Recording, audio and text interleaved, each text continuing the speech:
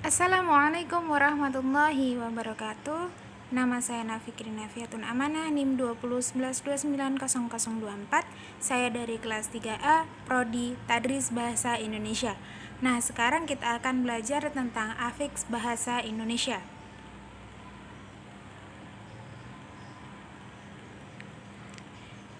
Baiklah, di sini ada beberapa jenis afiks bahasa Indonesia. Yang pertama, prefiks, sufiks, konfiks, infleks, dan deviasi.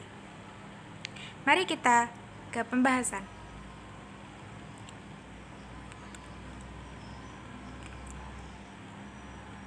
Nah, yang pertama, prefiks.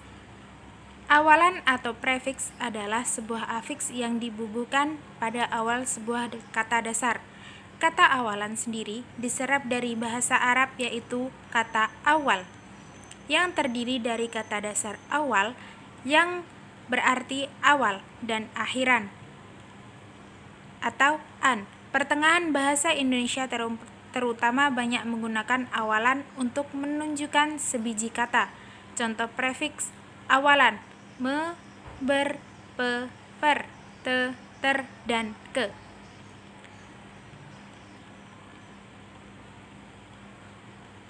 Nah, selanjutnya sufiks. Akhiran atau sufiks adalah afiks yang dibubuhkan pada akhir sebuah kata dalam bahasa Indonesia atau nya sebagai contoh dari sebuah akhiran. Contoh akhiran adalah an, kan, nya, i, man, atau wan, wati, kah. Sufiks yang melekat pada kata asing serapan seperti al, ih, asi, isasi, if, or, dan ismi. Selanjutnya kita akan membahas tentang konfiks. Nah, konfiks atau sering disebut simulfiks adalah afiks yang terdiri dari afiks dan sufiks, yang terdiri dari prefiks dan sufiks yang ditempatkan di antara kata dasar. Kata konfiks berasal dari kata Latin, contohnya dengan dan fix atau tambahan. Contoh di dalam bahasa Indonesia yaitu ada bersenang-senang, dibagikan, atau mempertanggungjawabkan, dan lain-lain. Selanjutnya kita akan membahas infleksi.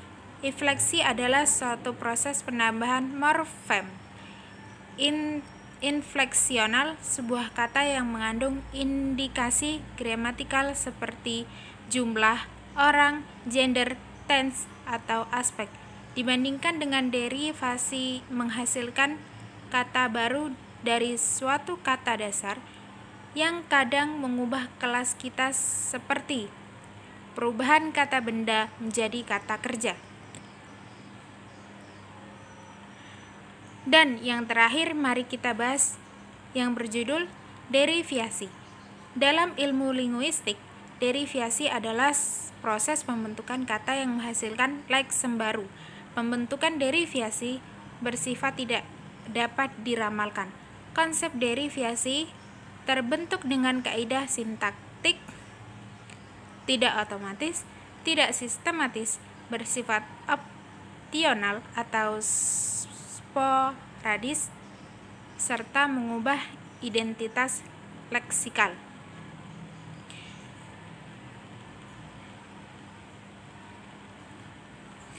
Itulah tadi pembahasan tentang afiks bahasa Indonesia. Sekian dari saya. Terima kasih. Wassalamualaikum warahmatullahi wabarakatuh.